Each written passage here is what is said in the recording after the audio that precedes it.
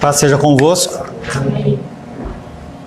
O primeiro hino que o Felipe cantou, na abertura ele fala sobre a condição de seres inanimados não adorarem a Deus.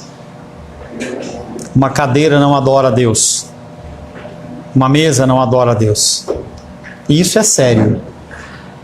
Mas a palavra de Deus mostra que é mais sério ainda. Em Isaías capítulo 6 diz que serafins estavam por cima dele, cada um tinha 6 asas, com 2 cobria o rosto, com 2 cobria os seus pés e com 2 voava, e clamavam uns para os outros dizendo: Santo, Santo, Santo é o Senhor dos exércitos, toda a terra está cheia da sua glória. As bases do limiar se moveram à voz do que clamava, e a casa se encheu de fumaça. Ou seja, é mais difícil ainda, é mais complicado ainda. Porque se as pessoas não adorarem, as pedras adoram. Os batentes da porta na presença do Senhor, eles não conseguem ficar parados. E por que nós, filhos de Deus, lavados e remidos pelo sangue do Cordeiro, conseguimos ficar inertes às palavras de louvor e adoração ao Senhor? É algo que nós temos que parar para pensar. Quando hoje pela manhã eu falei sobre a possibilidade de as pessoas ficarem, a Vânia falou: está amarrado. Mas como que a gente pode agir diante de Deus, tendo a explanação da sua palavra, a instrução da sua palavra, e mesmo assim nós continuarmos inertes diante da verdadeira adoração ao Senhor? É algo a que se pensar. Em nosso último encontro, estivemos meditando sobre o tema retorno aos lamentos pelo povo. Gostaria que o Daniel sentasse aqui, porque senão ele ia ficar entretido com o avô dele lá e ele não vai prestar atenção na palavra. Senta ali, Daniel, por gentileza. Pode sentar na última cadeira. Tá? Em nosso último encontro, estivemos meditando sobre o tema retorno aos lamentos pelo povo. A intenção de Amós até aqui era levar a nação a reavaliar suas crenças tradicionais. A minha função aqui é fazer você reavaliar as suas tradições naquilo que você crê. No tocante à fé, as questões que apresentou tocavam o profundo das suas crenças. Quando a palavra de Deus ela é pregada, ela tem que sacudir os alicerces daquilo que você acredita. No tocante à fé, Amós e seus ouvintes sabiam que Deus havia escolhido Israel. Israel havia sido liberto do Egito e recebido a terra prometida.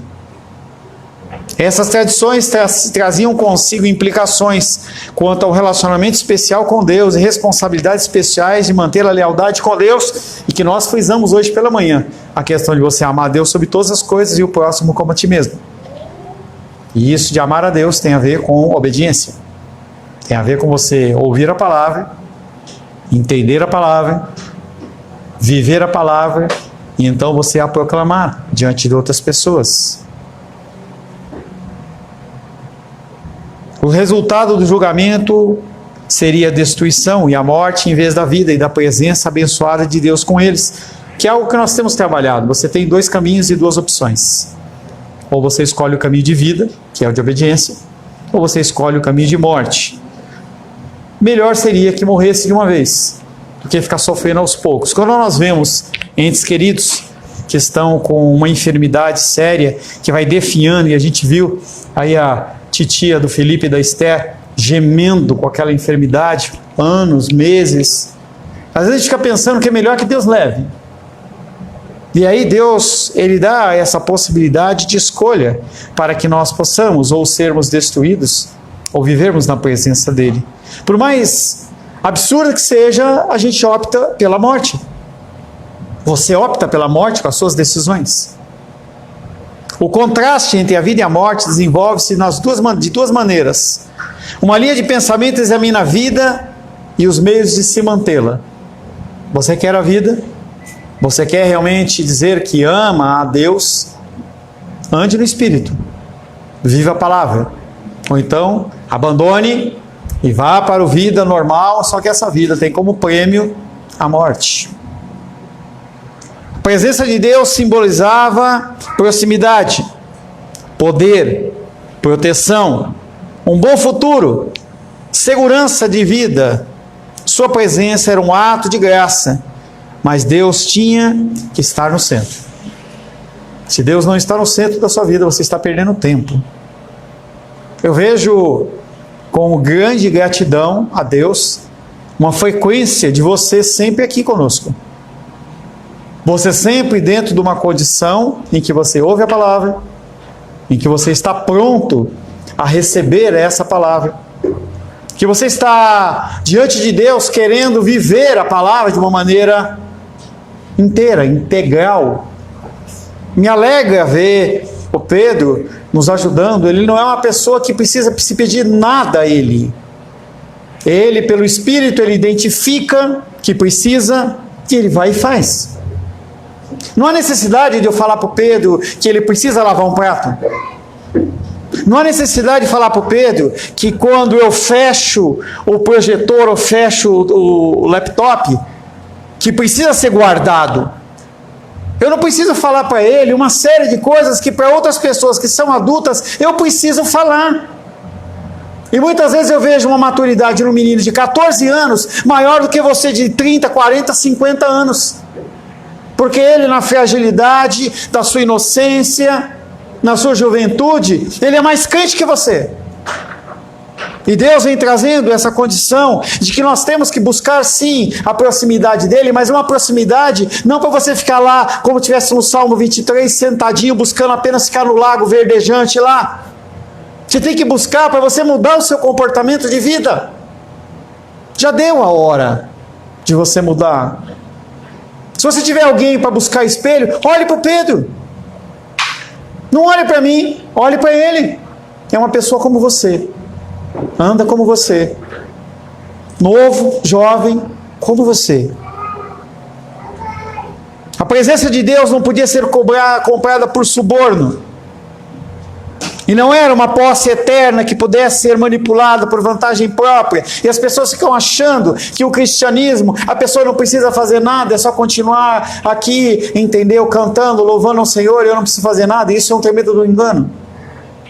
Você está vivendo no engano.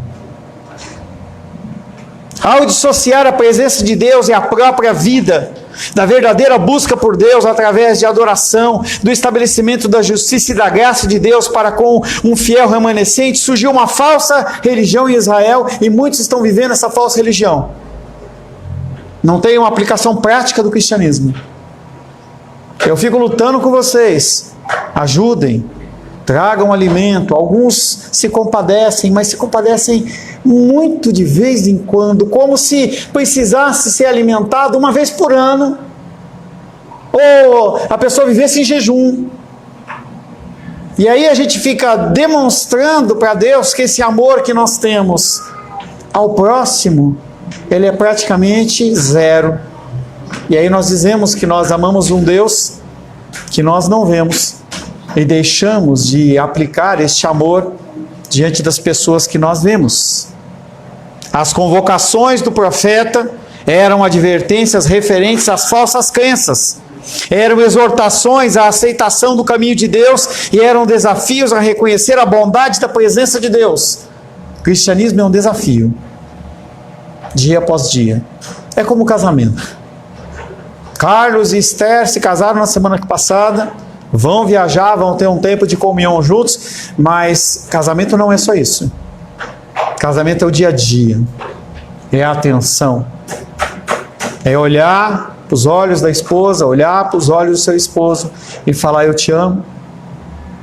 Ter intimidade, e isso não é só sexo, é pegar na mão, manifestar amor, carinho, entendimento, paciência. E é isso que Deus exige de nós, mas as pessoas elas preferem ter uma falsa religião. As convocações do profeta eram advertências referentes às falsas crenças.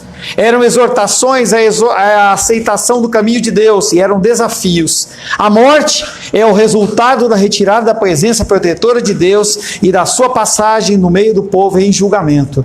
Deus vai passar no meio do povo. O cenário que está se estabelecendo aí é o cenário do aparecimento do anticristo. Você vai estar do lado das ovelhas ou do lado dos bodes? Não adianta você declarar a sua mãozinha, eu quero ver, é o dia a dia.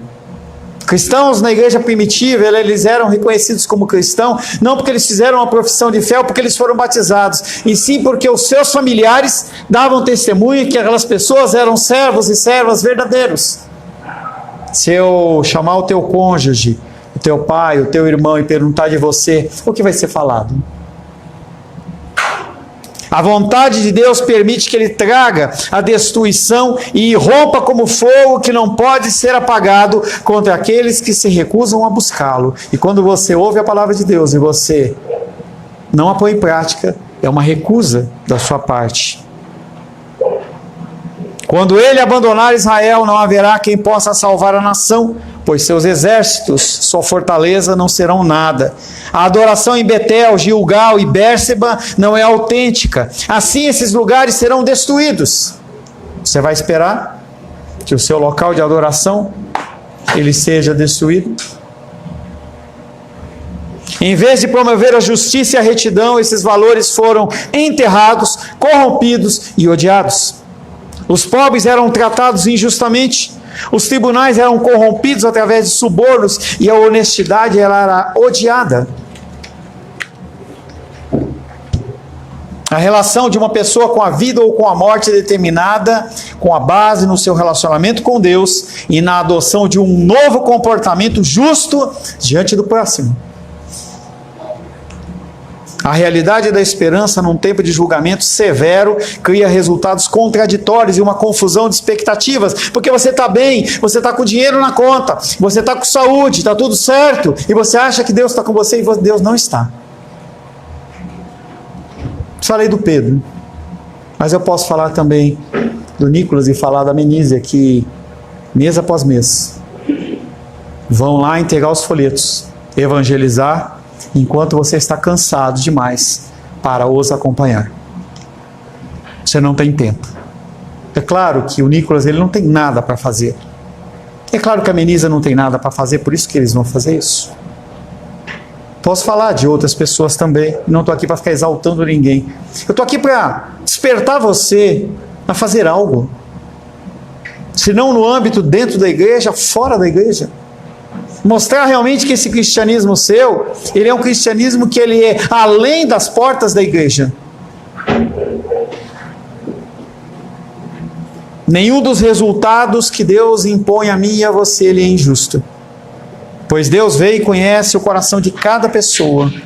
Uma vez que Deus abandona uma nação, a destruição e a derrota nacional são inevitáveis, mas uma resposta pessoal de exortação, de buscar a Deus, pode talvez fazer com que você faça parte do remanescente e você tenha vida ao invés de morte. Talvez a graça de Deus volte a fluir. Talvez a vida possa ser concedida a você novamente. Mas somente aqueles que buscam, somente aqueles que estão desejosos em buscar ao Senhor. Talvez Deus ele não permita um rebanho maior para eu não me frustrar, porque você tem ficado com o seu couro cada vez mais duro, mas não é para aprender a apanhar mais, e sim porque eu vejo algumas pessoas tendo algumas mudanças de comportamento. Isso é importante, isso é zelo.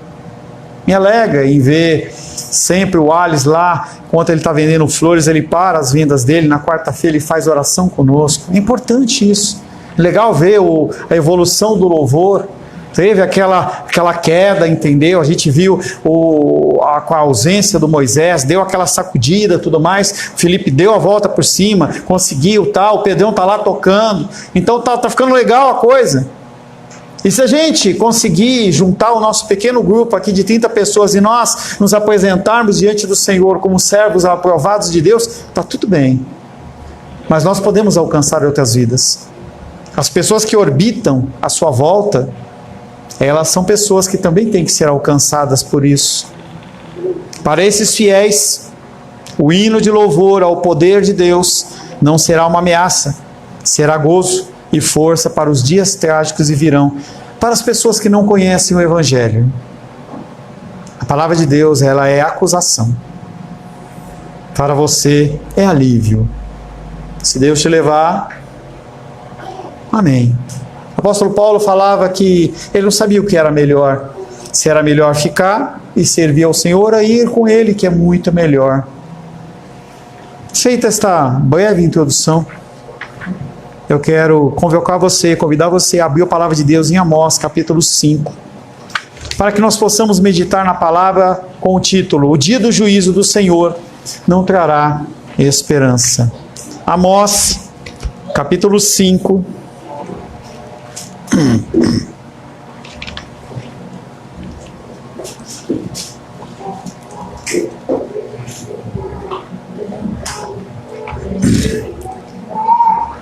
Amós capítulo 5, versos 14 em diante. Amós capítulo 5, versos 14 em diante. Assim diz a palavra de Deus: Buscai bem o bem e não o mal, para que vivais. E assim o Senhor, o Deus dos exércitos, estará convosco. Como dizeis: aborrecei o mal e amai o bem, e estabelecei na porta o juízo. Talvez o Senhor, o Deus dos exércitos, se compadeça do restante de José. Portanto, assim diz o Senhor, Deus dos exércitos: em todas as praças haverá pranto, em todas as ruas dirão ai, ai, e ao lavrador chamarão para o pranto e para o choro os que sabem prantear. Em todas as vinhas haverá pranto, porque passarei pelo meio de ti, diz o Senhor. Verso 18, 19 e 20, tema da nossa meditação nesta noite, diz assim: Ai de vós que desejais o dia do Senhor. Para que desejais o dia do Senhor? É dia de trevas e não de luz. Como se um homem fugisse de diante do leão e se encontrasse com ele o urso. Ou como se entrando em casa, encostando a mão à parede, fosse mordido de uma cobra. Não será, pois, o dia do Senhor trevas e não luz? Não será completa a escuridão sem nenhuma claridade? Palavra do Senhor. Senhor Deus, louvamos, adoramos e bendizemos o Teu santo nome. Estamos diante, mais uma vez, da Tua palavra, que é dura, mas que tem o propósito de restaurar, que tem o propósito, Pai querido, de eliminar um juízo mais sério, mais duro diante do Senhor no fim dos tempos. Que o Senhor fale ao nosso coração, que o Senhor nos constranja, que o Senhor nos leve a meditar diante da sua santa e bendita palavra. Peço, Pai querido, que o Senhor me capacite a ser um instrumento da sua vontade. Oro em nome de Jesus. Amém. Podem se assentar em nome de Jesus. Muitas pessoas veem o dia do juízo do Senhor como um dia de esperança. Vai acabar tudo. Não vai haver mais pranto, choro e ranger de dentes. E isso é uma verdade, desde que você esteja no time das ovelhas. Se você não estiver no time das ovelhas, Vânia, está amarrado, entendeu? Se você não estiver no time das ovelhas, você vai estar no time dos bodes, e aí a peia ela vai cantar. Amós acabou de concluir um lamento sobre a morte de Israel como nação. No obituário, onde estava lá escrito os dizeres da causa da morte, o obituário revela que a nação se encontra no estado desesperador, com dinheiro, com comunhão entre os irmãos, com paz em todos os lados, e Amós fala: vocês estão numa condição desesperadora. A adoração deles não é uma adoração verdadeira de busca a Deus. Não há desejo de fazer o bem e detestar o mal. Pelo contrário, as coisas são as mesmas. Não faz diferença nenhuma. Essa ideia é sustentada pela ausência de justiça e retidão no templo e pela maneira como a classe alta trata os pobres. Como você adora a Deus dentro do templo, qual a reverência que você tem. E como você, fora da igreja, você trata as pessoas que orbitam à sua volta. Lembre-se que eu já falei, nós somos chamados a pregar a palavra de Deus em Jerusalém, minha Jerusalém, Rosângela e Luísa, Judeia, os filhos que estão à volta, pessoas que estão à volta, Samaria, os inimigos, e então confins da terra. Minha mamãe querida, ela é Judeia, ela não é Jerusalém. Nós temos que entender esse contexto de família, de núcleo familiar. Não é que a minha mamãe ela é menos amada, é o seguinte, que ela faz parte de um grupo diferente. Quando eu morava com ela e morava com o meu papai, eles eram a minha Jerusalém. Quando eu casei e saí de casa, eu muda a Jerusalém e muda também a Judeia. Essa ideia é sustentada pela ausência de justiça. Como consequência, Deus irá, primeiro, executar um duro julgamento contra os fortes. O pau vai comer. Você se acha forte? Deus quebra você no meio. Eliminar o exército poderoso de Israel. Destruir as lindas casas construídas pelos ricos às custas da opressão.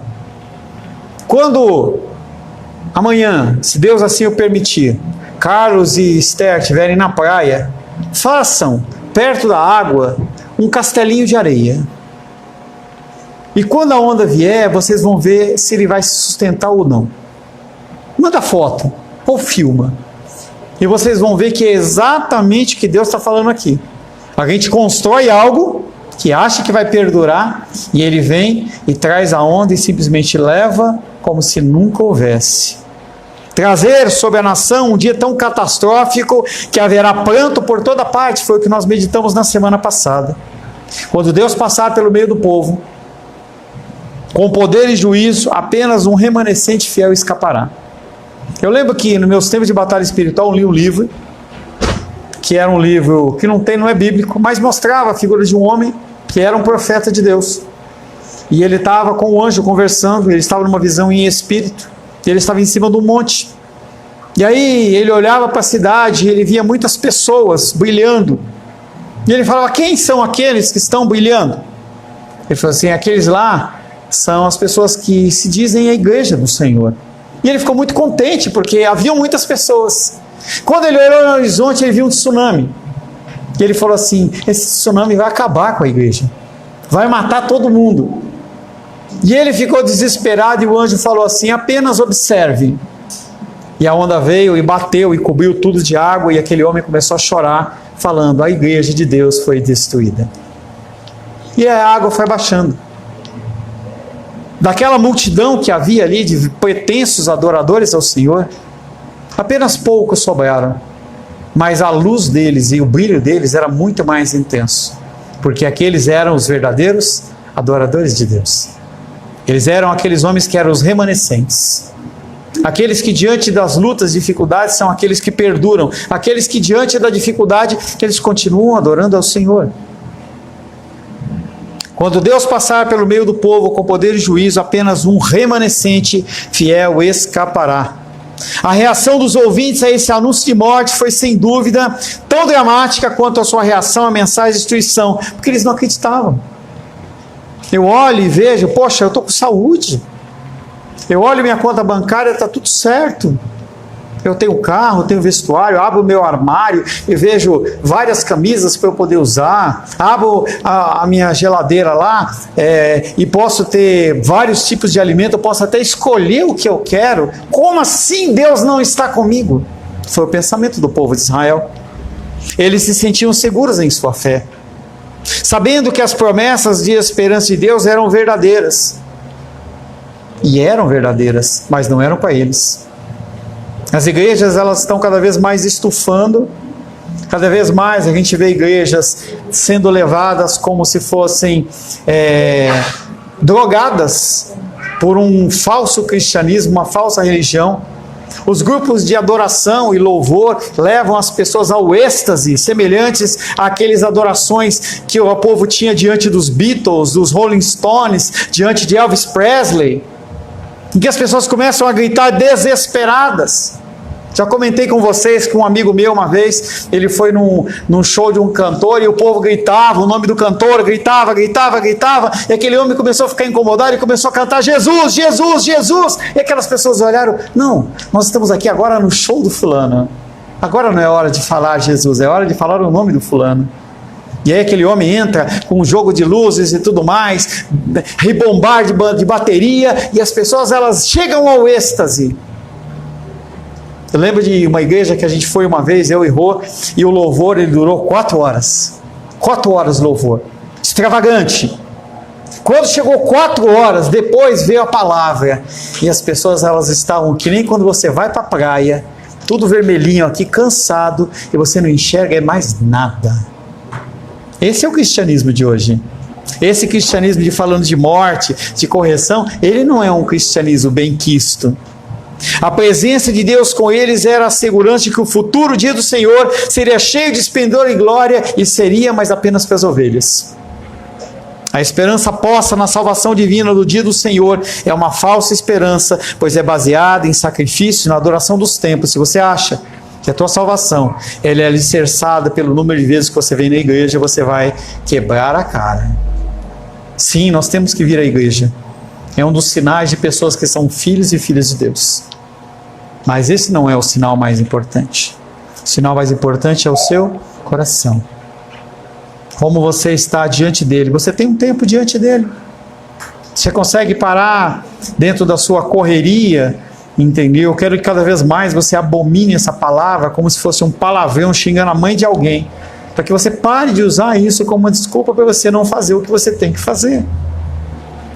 O profeta ataca os sonhos sagrados de um povo que permitiu que uma compreensão parcial de tradições teológicas e uma vida religiosa destruíssem a sua percepção da realidade. Amós capítulo 5, versos 18, 19 e 20 diz assim: ai de vós que desejais o dia do Senhor. Para que desejais vós o dia do Senhor? É dia de trevas e não de luz. Como se um homem fugisse de diante do leão e encontrasse o urso, assim é o dia do Senhor. Ou como se entrando em casa, encostando a mão à parede, fosse picado por uma cobra. Não será, pois, o dia do Senhor trevas e não luz? Não será completa escuridão sem nenhuma claridade? Esse parágrafo começa com um ai, lamentando as falsas esperanças que a nação deposita no conceito do dia do Senhor. Algo semelhante ao que a igreja de Laodiceia tinha. Uma igreja rica, próspera, mas que Deus fala: vocês são como água morna na minha boca, a minha vontade é te vomitar. Vindo logo depois do lamento e com a ênfase repetida sobre prantear e chorar, como meditamos na semana passada, o ai é uma continuação do mesmo discurso. Como o público reagiu de forma negativa ao anúncio feito pelo profeta de que haveria morte e destruição, tomando por base suas esperanças de salvação no dia do Senhor, então esse parágrafo foi uma resposta direta a essas falsas esperanças. Se você continuar acreditando que você não roubar, não matar é suficiente para ser um cristão, você está enganado. Seu público de Amós, é constituído de pessoas que não são identificadas e que apenas desejam o dia do Senhor. Talvez você deseje vir à dominical, talvez você deseje ir na reunião de oração, talvez você deseje ajudar o Nicolas e a Menísia lá no evangelismo, ou ajudar o Felipe com o ministério de louvor, ou qualquer outra coisa. Talvez você fique apenas no desejo. Se o teu coração é esse, essa palavra é para você. Essa palavra é para as pessoas que apenas desejam. E o lamento do profeta por aqueles que desejam ver o dia do Senhor deve ter parecido a eles uma expressão herética. Que é isso, pastor? Eu estou aqui com a minha família, eu estou aqui com o coração quebrantado, será? Por que lamentar-se em relação a um dia que deveria ser de tanta alegria? O lamento do profeta está relacionado à expectativa do povo E ele pergunta: para que você deseja o fim, deseja o dia do Senhor? Uma resposta retórica, uma pergunta retórica que tem uma resposta exatamente contra essa ideia do dia de alegria. Mesmo para nós, como ovelhas, vai ser um dia de tristeza. Você vai ver quanto tempo você perdeu. Como você foi uma pessoa má, como você foi uma pessoa que você não dedicou os recursos. Meu papai, ele tinha um princípio. Eu tenho que ter um fundo de reserva, porque se eu precisar ir para os Estados Unidos fazer uma operação lá, então eu preciso de pelo menos uns 50, 60 mil reais, e se eu não tiver isso, eu estou mal. Papai morreu e não aproveitou nada disso. Que pena. A minha mamãe tem mudado um pouquinho as ideias dela e ela tem aproveitado. Essa semana ela falou para mim: eu estou querendo tirar as cortinas da sala e colocar persianas, porque são mais fáceis de limpar. É o jeito dela de aproveitar aquilo que foi guardado. E nós temos, eu e minha irmã, mostrado para elas que apesar de ser bendito ela querer nos ajudar, graciosamente nós não precisamos. Deus tem nos abençoado. Reformamos o túmulo da titia, está quase pronto. E Deus tem nos abençoado. Mas as coisas, elas têm que fugir um pouco mais do que apenas a nossa Jerusalém. Eu não posso me preocupar apenas com a Rosângela, mas eu tenho que me preocupar com ela. Eu não posso me preocupar apenas com a Luísa, mas eu tenho que me preocupar com ela. E aí você começa a viver em dois extremos. Você não sabe se você cuida das pessoas, se não cuida, ou se você fica olhando apenas para você mesmo. Dia de trevas e não de luz. Amós toma esse conceito bem conhecido e inverte o destino de Israel. Em vez de salvação e luz, haverá trevas e derrota. Essa transformação do dia do Senhor gira em torno de temas de teofania, que nós já falamos: a manifestação do Senhor, a destruição, por exemplo, através do terremoto, as imagens militares que nós vemos da destruição de Israel. No final, a destruição e morte serão causados não por homens, mas pela passagem do próprio Deus, o afastamento do Senhor, talvez uma depressão extrema, pela falta de Deus, a falta da presença do Senhor dentro do coração, uma presença de Deus que faltou a Saul e ele ficou endemoniado, e ele tinha as suas crises, seus surtos, que talvez nos dias de hoje fossem tentados ser tratados com uma Ritalina ou qualquer desses remédios de tarja preta, que não ia resolver nada, porque o problema dele era espiritual. Para deixar claro o que ele está dizendo, o profeta apresenta dois exemplos tirados de uma experiência natural da vida deles. A primeira delas é um homem que está andando pelo campo e encontra um leão e sai correndo. Ele acha que ele consegue fugir do leão, mas ele se depara com um urso. A segunda palavra é mais dura ainda, em que ele fala: se ele consegue, ele está saindo, chega na sua casa, que deveria ser o local de paz, de tranquilidade, o lugar onde não haveria nenhum tipo de luta e dificuldade, e ele é picado por uma cobra. E essa figura da cobra não é necessariamente a esposa, ou não é necessariamente o marido, mas é um lar sem paz. Será que você tem prazer de ir para a sua casa? Será que o seu cônjuge, o seu pai, o seu irmão, o seu filho tem prazer em te recepcionar em casa, ou é um estorvo essa pessoa chegando em casa? É a cobra picando a mão.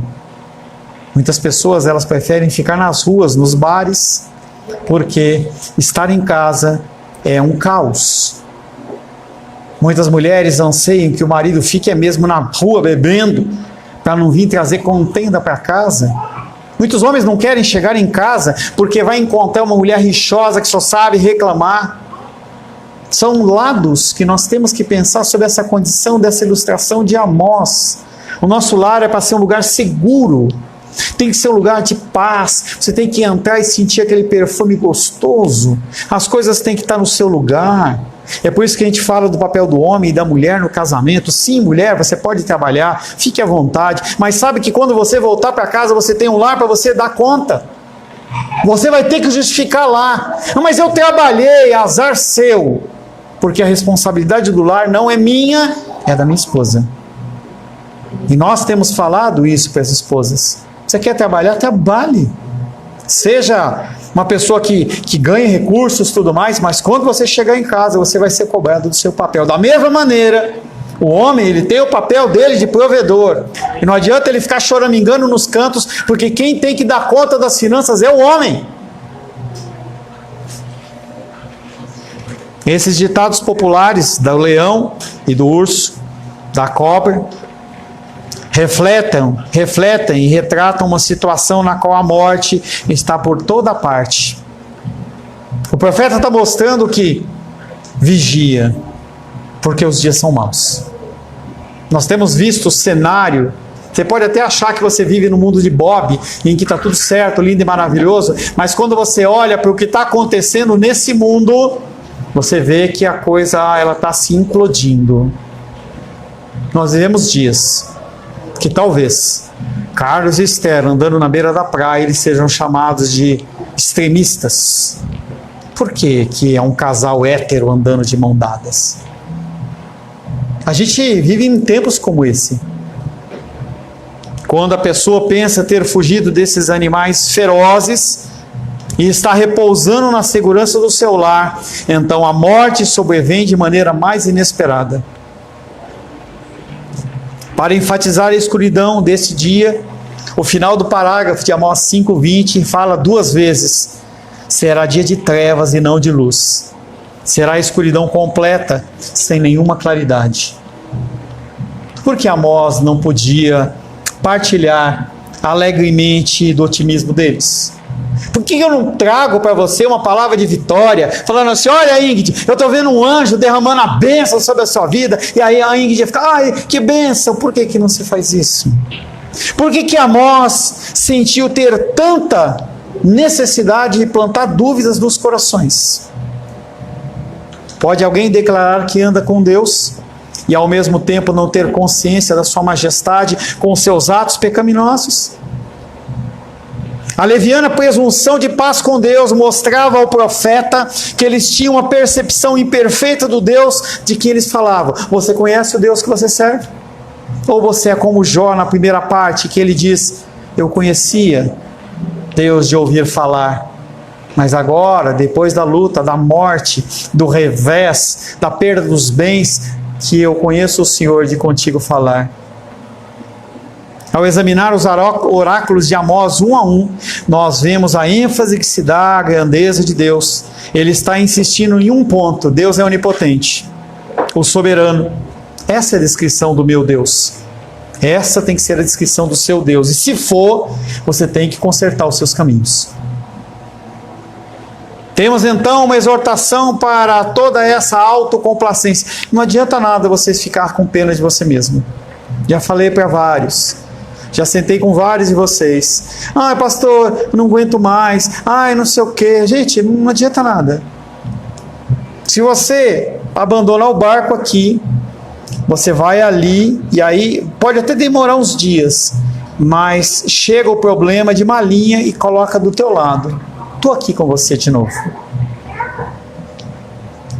Adão teria permanecido alegremente no jardim depois do pecado, contanto que ele pudesse ficar escondido. E talvez muitas vezes você queira ficar nesse jardim escondido. Mas da mesma maneira que Deus não permitiu que Adão ficasse no jardim, mas expôs ele a suor, a lágrimas, a choro, da mesma maneira ele vai agir comigo e com você. Se ele te ama, ele vai agir dessa maneira. Mas você tem a opção de ter o caminho da vida. E o caminho da vida passa pelo seu arrependimento, pela mudança do comportamento, pelo alinhamento da sua vida em relação à palavra que você prega. Quando nós temos o nosso carro e começa a comer o pneu por dentro, ou ele começa a puxar um pouquinho, a gente vai lá para o mecânico levanta o carro e ele vê se as rodas elas estão alinhadas. Porque se uma roda estiver virada para um lado e outro para outro, o desgaste é diferente. Deus ele não aceita isso com os filhos dele. E por amor, ele vai lá e traz. Essa trazida para o caminho certo, muitas vezes dói. Mas ela é necessária para uma boa correção. Amém, queridos? Senhor, louvado, adorado e bendito, nós glorificamos, exaltamos e bendizemos o Teu nome. Queremos, Pai, declarar que Tu és o Deus único, Tu és o soberano Deus, Tu és aquele que governa, que reina e que é para sempre. Pai, nos colocamos diante do Senhor como pecadores, remidos, mas pecadores, amantes das nossas obras pecaminosas, nos queremos fazer odiosos a Deus muitas vezes, e o Senhor só não impõe em nós, sobre nós, a destruição total, porque o Teu Filho amado morreu por nós na cruz do Calvário, e o Teu Espírito Santo habita dentro de nós. Que nós possamos, Pai, mudar o nosso meio de pensar, a nossa forma de agir, e que nós possamos ser servos e servas amadas em quem o Senhor se alegre e se compraz. Oro em nome de Jesus. Amém. Graças ao nosso bom, querido e amado Deus.